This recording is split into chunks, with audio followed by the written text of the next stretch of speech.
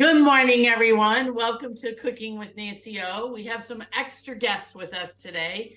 Mr. Milton here has joined us along with my husband, Rick.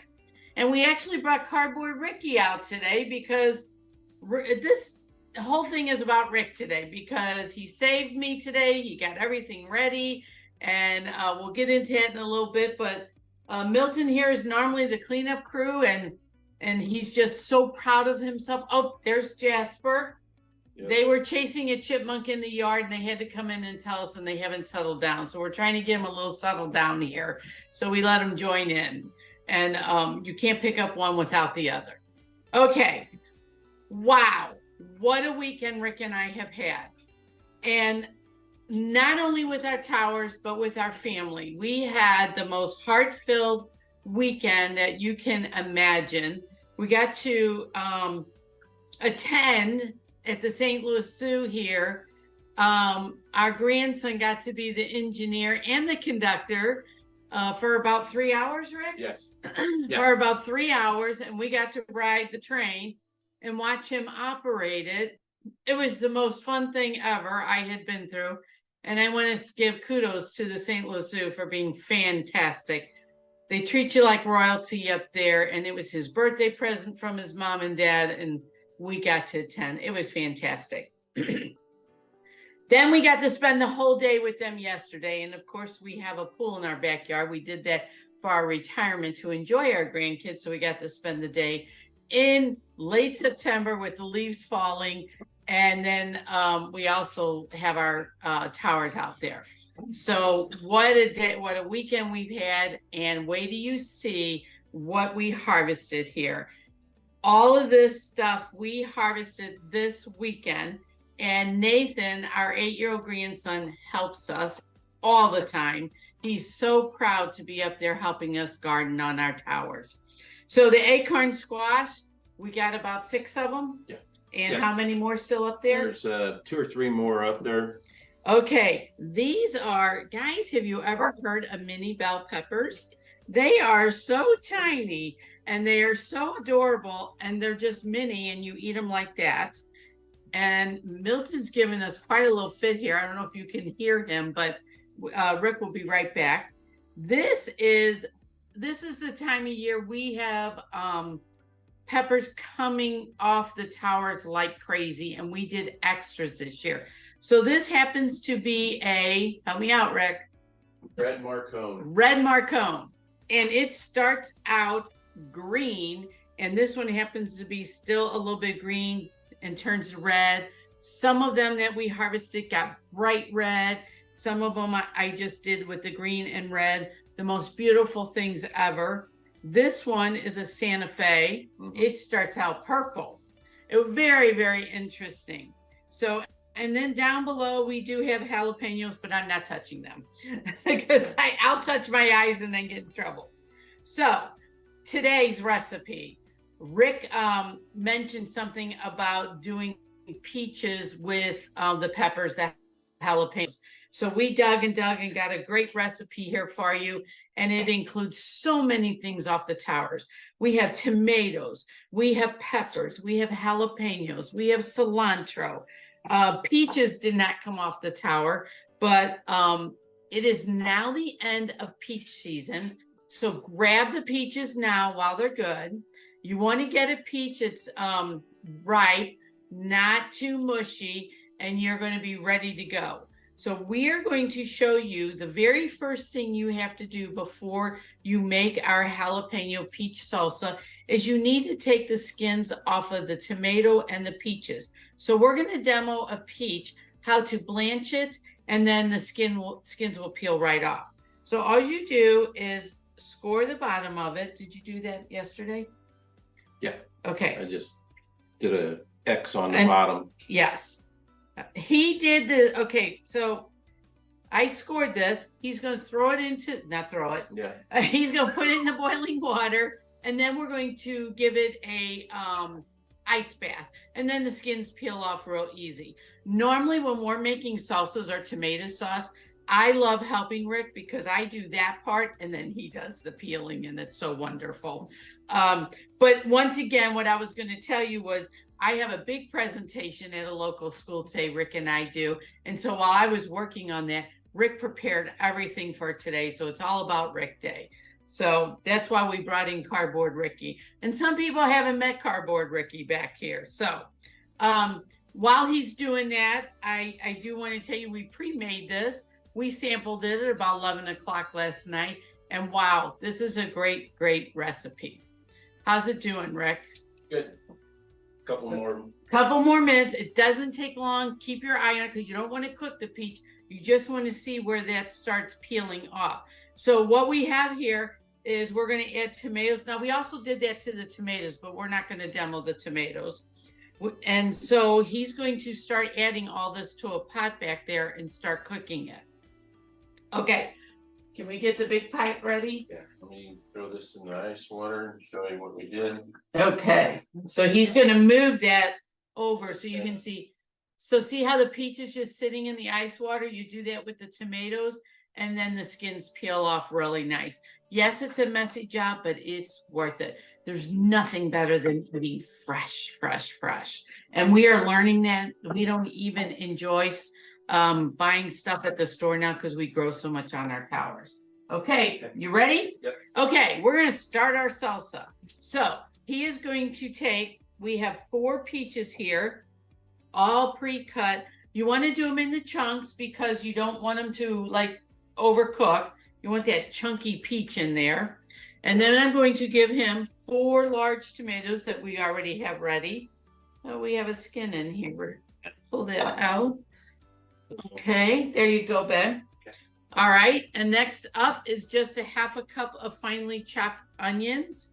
And you always need good onion right in your salsa. Yeah, this was the red onion. The red onion, absolutely. They called for red onion. We thought about using a shallot, but we changed our mind and went back to the red. Okay, 2 jalapenos finely chopped.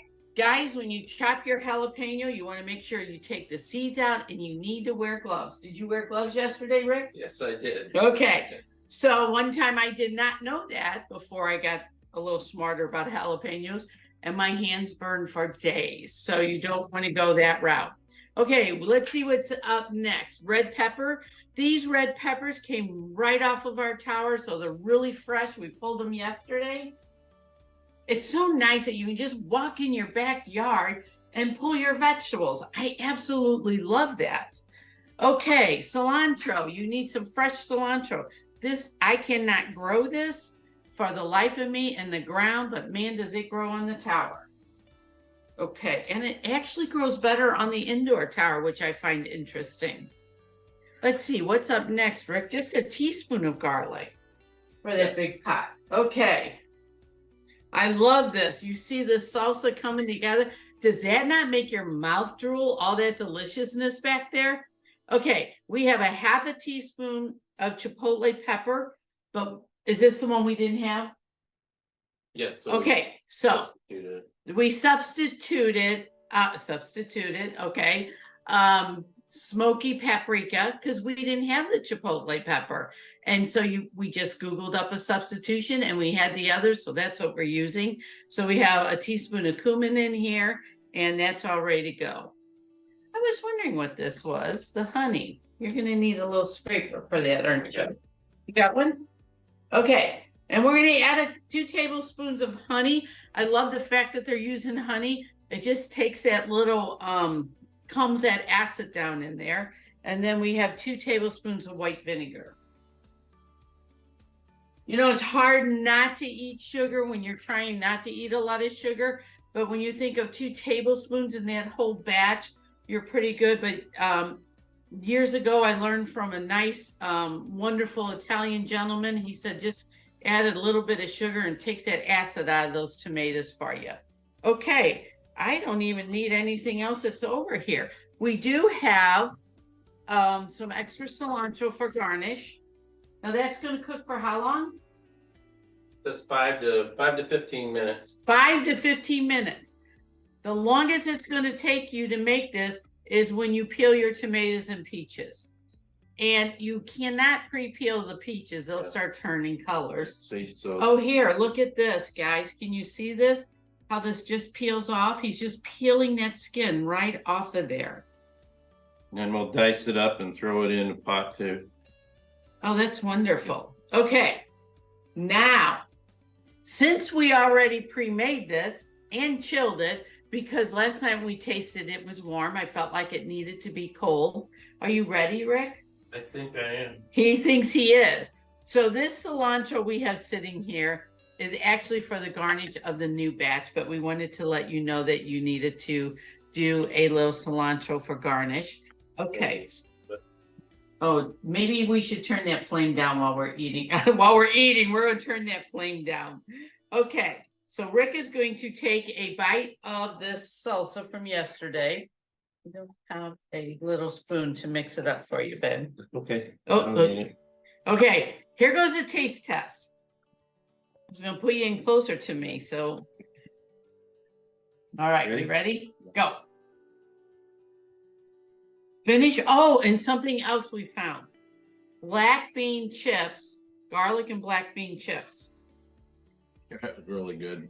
We knew it was good. We tasted it last night. Is it better cold? It's better cold.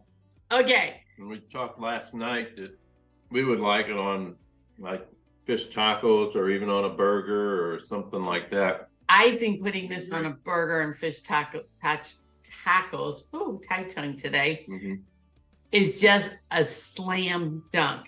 But I don't eat my salsa with chips because it's way too much sodium. So guys, use celery to eat your salsa, and it's a healthy version. So even regular salsa you can eat with celery, and it turns out to be a really, really good dish. This is such a fantastic recipe. And like we said, top your sandwiches with this, and wow. Now, what we will do with this is freeze it in containers. So when our guests come, we can then pull it out. If we're serving whatever and we think it goes with the dish, that would be great to add to it. So guys, slam dunk recipe today.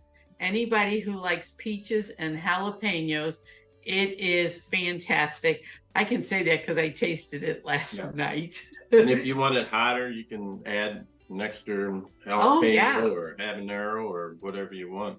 I don't like my food real spicy because I want to taste it, but other people really, really like spicy food. So that you do what you want to do. And if you want more garlic, add more garlic.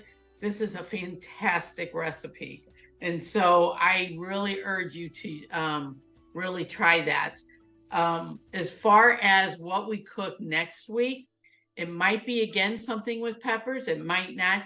We are starting the process of taking the towers down for the fall, but we have so much still growing. So whatever we are able to pull off of that tower and whatever at that ripe point is how we are determining our recipes at this point. If there's nothing there, we might open up one of these acorn squashes and do something. So we're just going to surprise you with recipes now because it's kind of changing every day what we need to cook, what we need to take care of because of it being so ripe. So what do you think? Good? I'm good, yeah. Yeah, you're good? All right. Well, I just want to tell you guys to have a wonderful week. Please be safe out there, and we will see you next week. Bye for now. Bye. I want to taste it. Oh, it's a lot better, cooler, I think. Cooled off. Oh, much better cold. Yeah. Oh my gosh. You know, get that other peach in there. Slam dunk. I love it on the celery. Yeah. Very good.